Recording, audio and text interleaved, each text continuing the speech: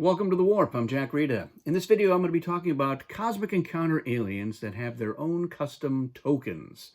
There are 15 aliens spanning the base game and the expansions that have their own unique tokens that are just for that alien. So let's take a look at what we've got. Starting with the base game, there's one alien that has custom tokens in it, and it is the Grudge. So the Grudge has a number of these Grudge tokens, enough for each other player in the game, and they included enough knowing that their player count was going to expand beyond 5, so good thinking. So here's how Grudge works. It's power of revenge. When you're a main player, after the alliances are formed, you use this power to give a Grudge token to each player that you invited but who did not accept your invitation. Now, if you win the encounter or make a deal, each player who has a Grudge token will return it, and then they're going to lose one ship of their choice to the warp. Now, if you as Grudge lose the encounter or fail to make a deal, then each player with a Grudge token discards it, and then they lose 4 of their ships to the warp. So Grudge is an alien that has changed a little bit from its original version in the Eon edition. It was slightly different in the Mayfair version. This is, I think, the best version, and you're definitely incentivized to ally with Grudge as much as possible, especially if you don't think they're going to win the encounter, because losing 4 ships when they lose is pretty brutal. So Grudge is a pretty good alien. It was the first one that had special tokens. Are they needed? Not really, but Fantasy Flight likes having tokens to help people remember things. So that's the real trick with some of these aliens, is they're just little reminders. In the past, there were no Grudge tokens. You would just know, I invited you, and say, oh yeah, I guess you did. So it's fine. It doesn't really make or break the game, but it's nice having the little tokens. Moving on to Cosmic Conflict, has one alien that used custom tokens, and it's Saboteur. Now, Saboteur is an alien that used to be known as Terrorist in the original Eon and Mayfair editions. They changed the name for fairly obvious reasons. And so instead of bombs, which is what the original Terrorist would do, is you would secretly write down planets and that had bombs on them, and if ships landed on them, they would blow up and all those ships would go to the warp. So this one's done a little bit differently. You're given a number of these Saboteur tokens, and they've got a picture of the Saboteur holding a enwebbed object of some kind. Most of them are these decoy tokens, so they don't really do anything. There's nothing going on there, but the others are exploding booby traps. So the way that this version works is you're going to start the game with 1 trap token and 2 decoys for each player in the game, including Saboteur. And you're going to place the tokens face down next to different planets. And no planet can have more than 1 token. And anytime ships land on a planet that has a token next to it, you reveal the token. And if it's a decoy, it goes on your sheet. And if it's a trap, then it explodes, and the ships there, including the ones that were just landing, all go to the warp. And then at the start of each encounter, you can either swap any 2 of your tokens, including one that's on the sheet, or you can take a token from the sheet and place it face down next to any planet that doesn't have a token next to it. Now, this is pretty good implementation. I actually have modified my version of Saboteur in that it can place these tokens, go between planets, and it counts as being next to either of those 2 planets, unless it's on the end. And you can actually have multiple tokens there. So whenever ships land, you decide which, if it's landing on the central planet, there's a token on either side, you can reveal either one of them. And if there are multiple, you can reveal one of your choice. So it gives you a little more flexibility. Plus, it affects more planets overall. So that's my take on Saboteur. All right, over to Cosmic Alliance, has this alien that's called the Horde. And the Horde comes with 36 of these little Horde tokens with little space peeps on them. And what happens is that each time you draw a card from the deck or retrieve a ship from the warp, you're going to add a Horde token to one of your colonies. Now, the Horde tokens are treated as ships under your control, But if they go to the warp or they get captured or removed from the game, then you just put them back on the sheet. And yeah, your alien power can't be stolen or copied or whatever. So this is it's a pretty good alien. I mean, it's certainly nice to be able to use your ships, your normal ships, with reckless abandon, and knowing that you're going to always have a nice steady flow of these peeps coming in with your Horde tokens. So it's an interesting alien. It's kind of fun having the little peeps everywhere. And those peeps show up later on. There's actually an alien in Cosmic Odyssey called Decoy that looks like it's got a Horde peep on its head. And there's another Easter egg, which I'll show you in a little bit. Moving on to Cosmic Storm, the first alien they have that uses tokens is Sloth. And Sloth has the Sloth token. So the way that this works is when you are the offense or an ally, when you would send your ships into the warp, you're going to send the Sloth token instead. And then after the encounter cards are selected, but before they are revealed, you are going to replace the Sloth token. So you get that back, and then you're going to put 0 to 4 of your ships into the encounter. So this lets you do a couple of things as Sloth. One is if you're using the normal method of alliances are determined in clockwise order from the offense, and you are one of the earlier players, you can send the Sloth token in. And then if it turns out that everybody else was allying with the other side, and you're like, oh, I guess I picked the wrong side, it gives you the chance to just get out of that encounter. The other thing it lets you do is like, okay, yeah, we're in here, and maybe I will send more ships. Like, for instance, you're allying with the defense, and everyone else has also allied. So you're looking like you're probably going to win that encounter, and you want to get a lot of rewards. Now you can send 4 ships in. It also lets you do, in rare circumstances where alien powers or things are happening before the reveal that make you feel like I need to send more ships or I need to get out of that encounter, it does give you that. So that part is a little bit situational. Otherwise, it's just kind of an okay alien. It's not great. It's not terrible, but it could have been a little more interesting or able to fire effectively more often. But that's how that one works. The other alien from Cosmic Storm that uses tokens is Swindler. Now, Swindler has enough of these tokens for each other player in the game, little Swindler tokens. Most of them are going to be blank on the other side, but one of them has an X for X marks the spot, because that's how you're going to mark whoever is your mark. So the way it works is at the start of the game, you're going to put one of these Swindler tokens face down next to each other player, secretly deciding which one is going to be your mark. And then nobody else can look at those tokens, but you can look at them periodically if you've forgotten who you chose.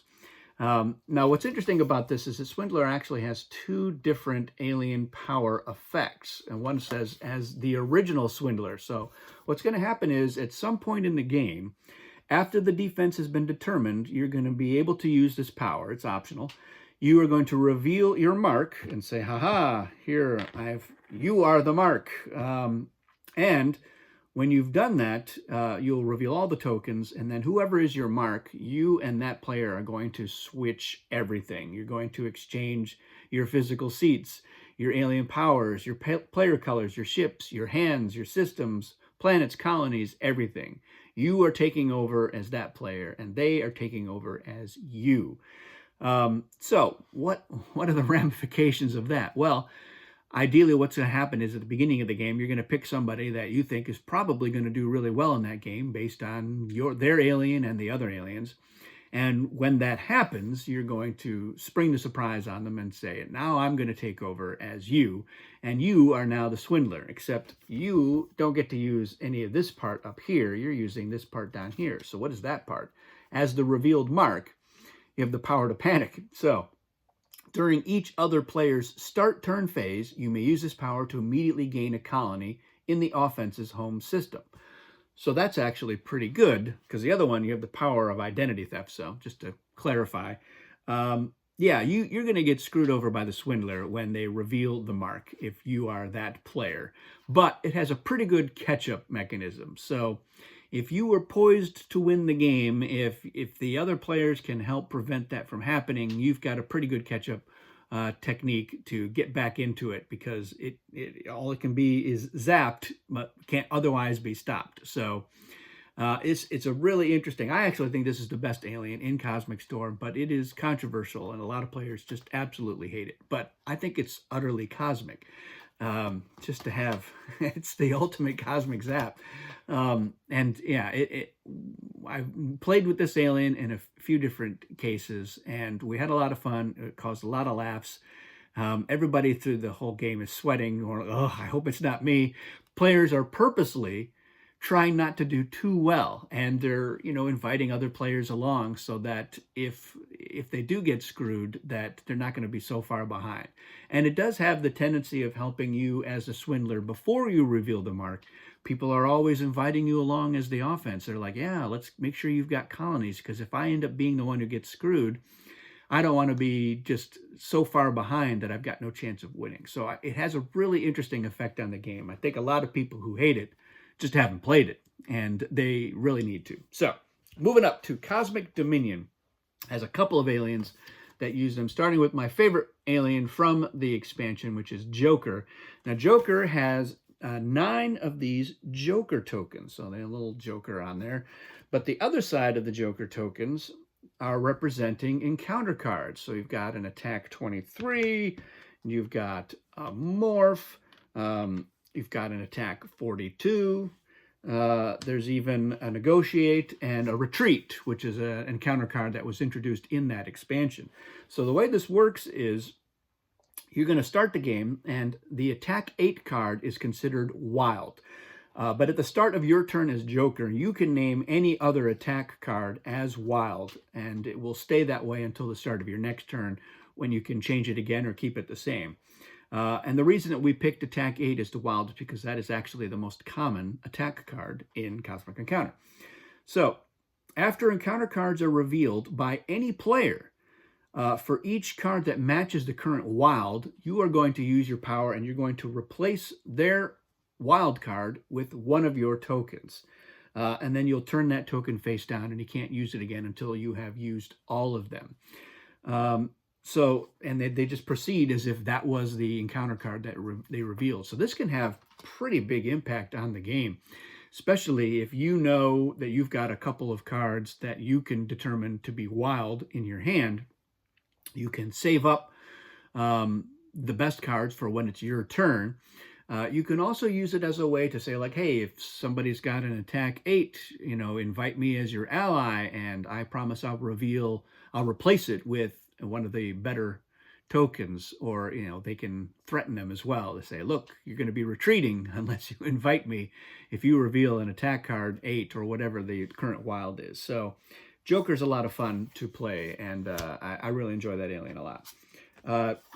Tourist is another alien from Cosmic Dominion that has this custom token. It has the tour ship token. And actually, in my set, I actually use the Prometheus token as my tour ship, because I have an extra ship that I've painted gold, and that is my Prometheus ship on here. I like the symmetry of this one. This one's kind of wonky, but it's fine. It's just going to be a token that you use to put some ships on. It's a pretty interesting alien. So here's how Tourist works. You're going to place your cruise liner token in your system, and now and each time the cruise liner enters your system, you can move up to 4 of your ships from your colonies onto the cruise liner. So that's how you get passengers on there. You have the power to sightsee. At the end of the Destiny phase, if any hazard warnings were drawn during this encounter, and that is a symbol that's on the Destiny cards, you use this power to send one of your ships to the warp from the cruise liner. So that you have to do. If no hazard warnings were drawn, you use this power to move the cruise liner one system clockwise or counterclockwise. Then, if the cruise liner is in the defensive system and you do not already have a colony in that system, you may use this power to disembark all of your ships from the cruise liner to one planet there. So this is a way to get an extra planet. I mean, it's going to happen sooner or later. Boom, you get all those guys off of there. Then you got to get the cruise liner back to your system so that you can load it up with more passengers again. If for any reason you do not disembark, now, because disembarking is you may do that. If you not, you may use this power to send a postcard home. Remove one ship from the cruise liner to any of your colonies, and then take a card at random from that player's hand. So that's an interesting little extra bonus effect because, you know, you're not going to get the colony all the time. So it is nice to be able to say, hey, maybe I'll just get a free card from that player instead. So that's another useful element to the tourist. All right. The last alien from Cosmic Dominion that has special tokens is Yin Yang. And this is an alien that I like a lot. It's really the only alien that gets to ally with both sides. So here's how it works. It has these Yin Yang tokens. There's two of these guys right there. So you have the power of balance. When you are invited to both sides of an encounter, you may use this power to ally with both sides. So that's the use part. It's just you just get to ally with both sides. If you ally with both sides and the defense loses, for each ship you have allied with the offense, the defense may keep one of their ships on the planet instead of sending it to the warp. So there's some incentives for players to invite Yin Yang. There's some carrot and there's some stick as well. So the carrot for the defense is if Yin Yang is on both sides and you lose as the defense, you're going to be able to keep one ship there on the planet for each Yin Yang ship that's on the offensive side. Now, if you ally with both sides and the offense loses, for each ship that you have allied with the defense, the offense may receive one reward. So the offense also gets something out of it for inviting you if you are on both sides. Now to the stick. When a main player declines to invite you to ally, you may give that player a Yin Yang token. Each main player with a Yin Yang token, when their opponent loses ships to the warp from the encounter, must lose an equal number of their own ships from their colonies.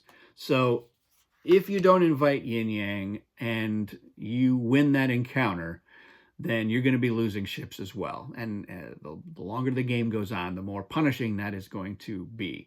Now you can point the hyperspace gate at a planet where Yin Yang already has a colony, and then it's safe to invite them because you just have to invite them, and that's how you avoid getting the token.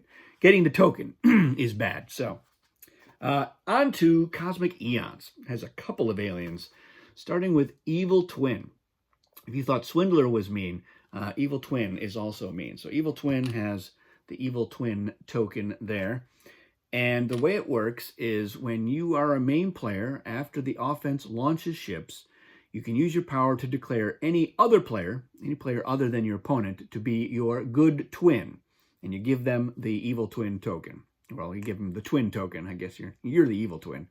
Now, until the next time Destiny is drawn, any losses or penalties that you, as the Evil Twin, must suffer are instead suffered by the good twin.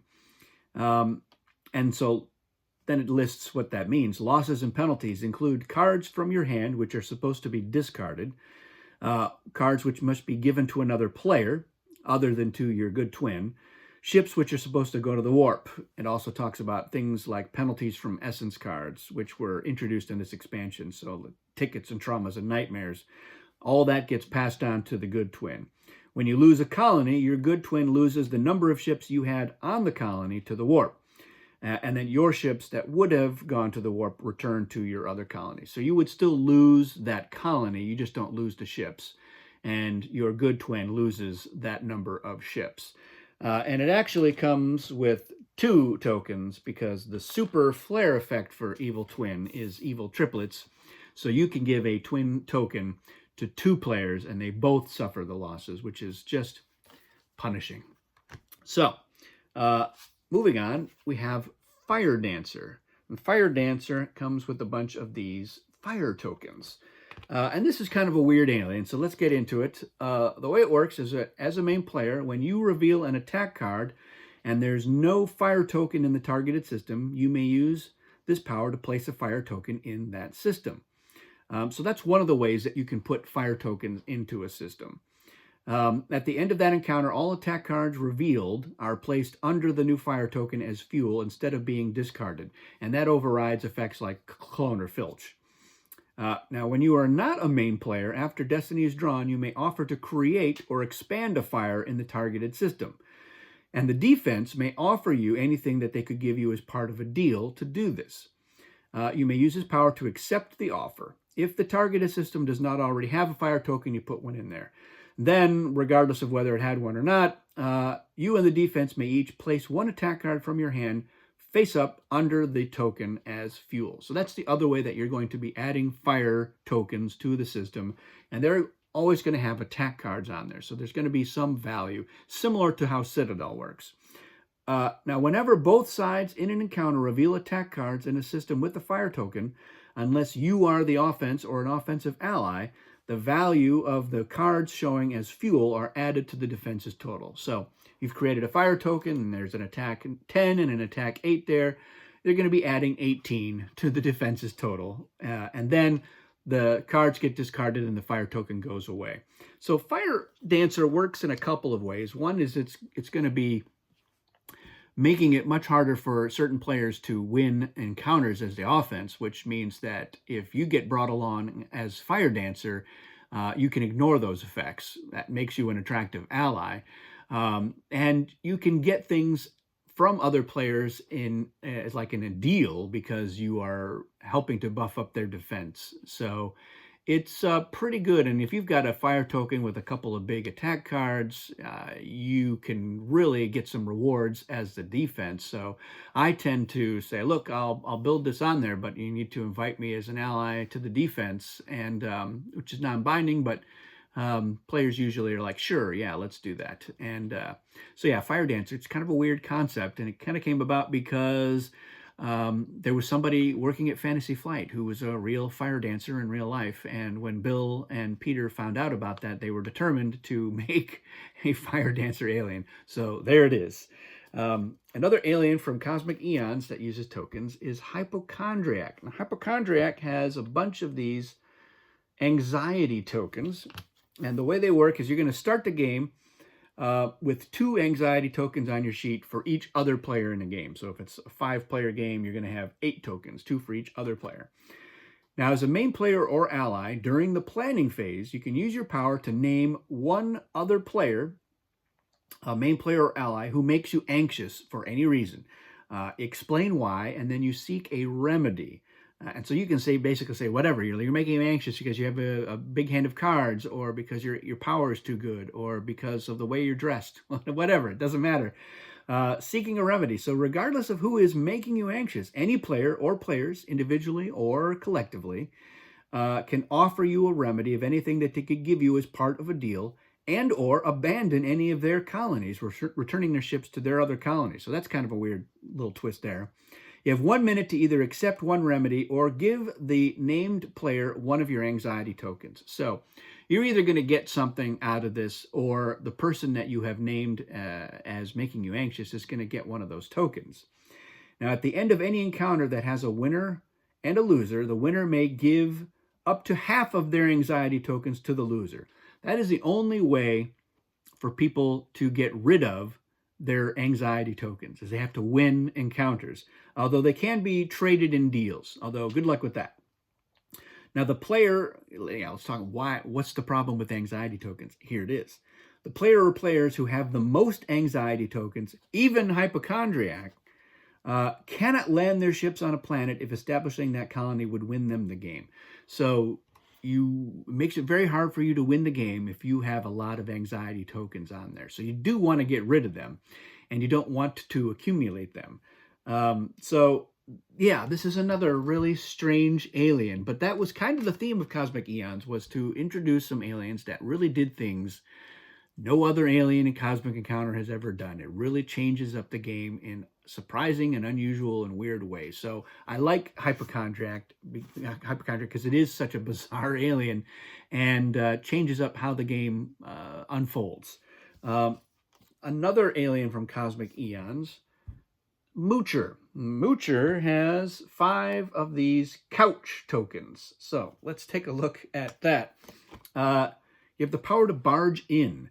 If you lose or fail to deal on your first encounter of your turn, after the encounter, you may use this power. You place an empty couch token in any system other than the one in which you just lost. Then place 1 to 4 of your ships on it from your colonies. Now, couches are treated as planets in the system where they now exist. So if you get this couch token in your planet, people can attack it. And they're attacking you. They're not attacking Moocher per se, you would have to defend it like any other planet. So it's kind of an interesting effect there. The other thing that happens with Moochers, when the offense does not invite you to ally, and you have a couch colony in their system, you can use this power to call shotgun, and the offense must either let you ally with 1 to 4 of your ships from that couch, or couches if there's multiple in there, or they have to let you take a card at random from their hand. So that, I think, is pretty interesting, because if you attack somebody, if you don't win that first encounter, you're still going to get a colony. So it's got that going for it. And then whenever that player is going to be the offense, you're either going to get invited along or you're going to get a card from their hand. So when you're deciding who is going to get the couch, you can look around and go, who's got a really good hand or who's coming up next in the turn order, and do that. And as promised, you'll notice there's a little friend on there, and it's actually one of the Horde peeps that is on the couch there. So kind of a fun little Easter egg, I think. I like Moocher. Again, it's another weird alien, and seeing those couches on the table, it's pretty cosmic. The last alien from Cosmic Eons that has special tokens is Particle. And Particle comes with these sets of matching tokens that are lettered A, B, C, D. And here's how it works. It's the power of quantum entanglement. As the offense or an ally, if your ships would land on the targeted planet and that planet does not have an entanglement token, you're going to put one on there, and you're going to entangle it with another planet. So you're going to put a token on that planet, and you're going to put a token on another planet that doesn't have one, where you don't have ships. And now the 2 planets are entangled. And what that means is you have to maintain the same number of ships on both. But what it really means is if you get a colony on one, and let's say you land 3 ships there, you're going to suddenly get a colony on another one where you get to put 3 ships on it. It can be a home colony, but most of the time a foreign colony. So when you get 1 foreign colony, you're really going to be getting 2 foreign colonies most of the time.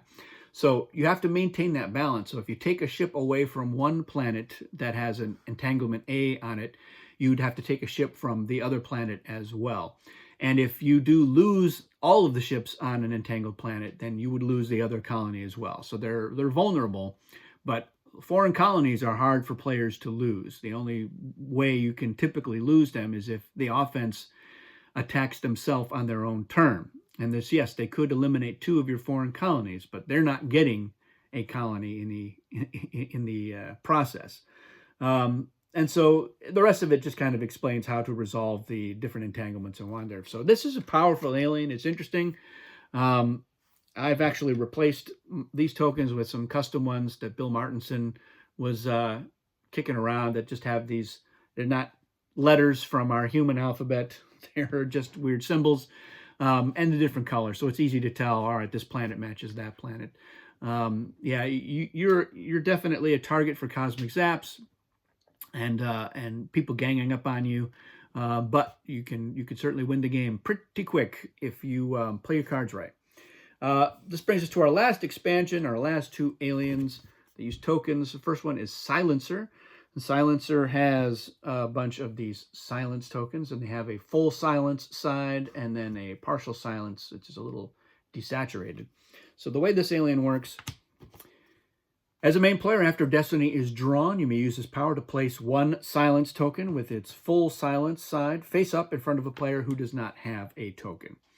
Now, when a player with a silence token speaks, invites allies, accepts alliances, or uses optional powers, they are penalized for being too noisy. And a penalty is either you can send any one of their ships not in the encounter to the warp, or choose a card at random from their hand to discard.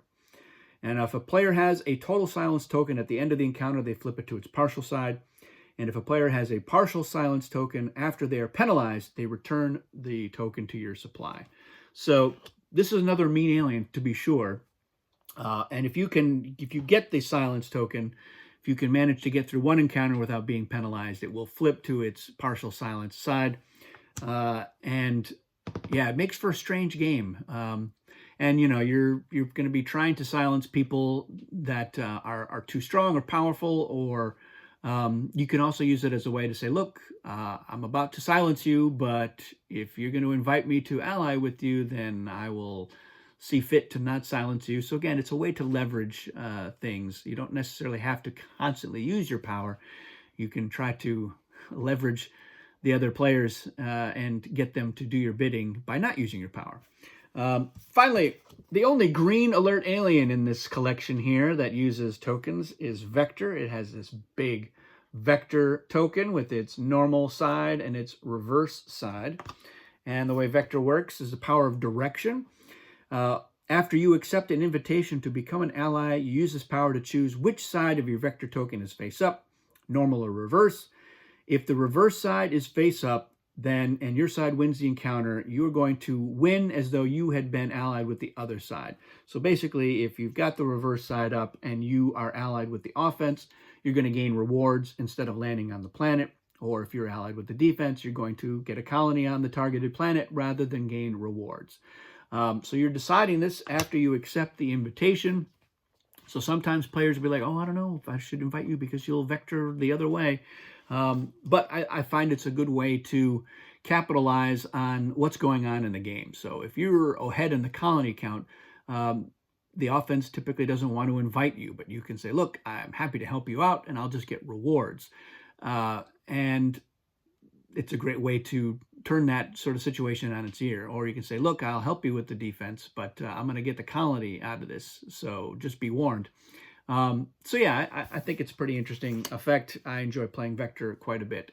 I like that there's custom tokens because it makes you feel special playing those aliens, getting them in there. Now, there are a number of aliens that have cosmic tokens on there. I'm going to cover those in a separate video. One alien I will mention that doesn't have custom tokens per se, but it's Explorer. And what it does is it's actually going to have 4 planets of an unused color on its sheet. And what's going to happen is as the offense, after the hyperspace gate is aimed, you can use this power to take a planet from the sheet, put it in the targeted system, and then re-aim the gate at that planet. As a main player or ally, after both players reveal attack cards, you can use this power to increase your side's total according to the planets you have discovered.